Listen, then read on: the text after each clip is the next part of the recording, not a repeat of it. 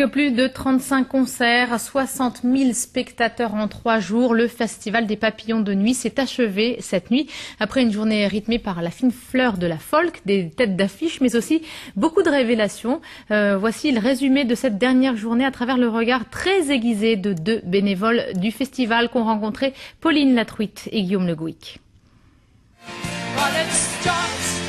Sur scène se promène toujours un pinceau, celui de Benoît. En quelques traits, il saisit un mouvement, une sensibilité, et ce jour-là, c'était une voix.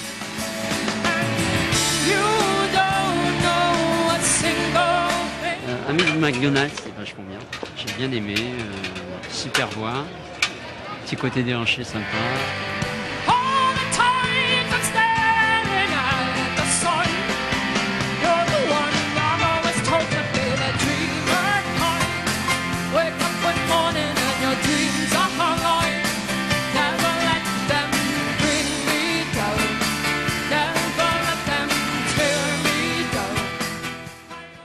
Le public ne le voit jamais et pourtant tous les concerts ont lieu grâce à lui. Mathieu régit tout le festival, de la technique aux exigences de chaque artiste. Au bout de quelques années, on commence un petit peu à s'habituer. C'est vrai que la journée du dimanche dans le festival est, on va dire, un peu plus compliquée que les autres parce que c'est vrai que les productions en variété française sont quand même exigeantes. Depuis plusieurs semaines, je te trouvais distant. La pétanque du week-end n'était plus la pétanque d'avant. Tout ce qu'on a vécu ensemble, nos vacances à Malaga, te souviens-tu de ces 2 Allemands? Tu sais, c'est Nein. Oui, enfin bon, J'ai vraiment hâte de voir Charlie Winston.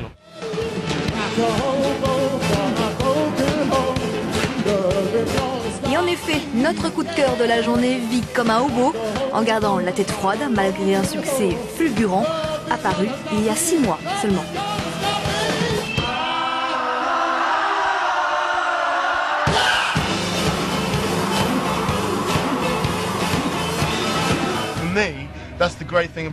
Moi, c'est ça que j'adore dans les festivals. Tu peux y découvrir un artiste et tu ne sais même pas comment il s'appelle. Ça m'est arrivé plusieurs fois et c'est fantastique. Quand tu repars, tu ne connais toujours pas son nom, mais tu t'es bien amusé et c'est ça qui est le plus important pour moi.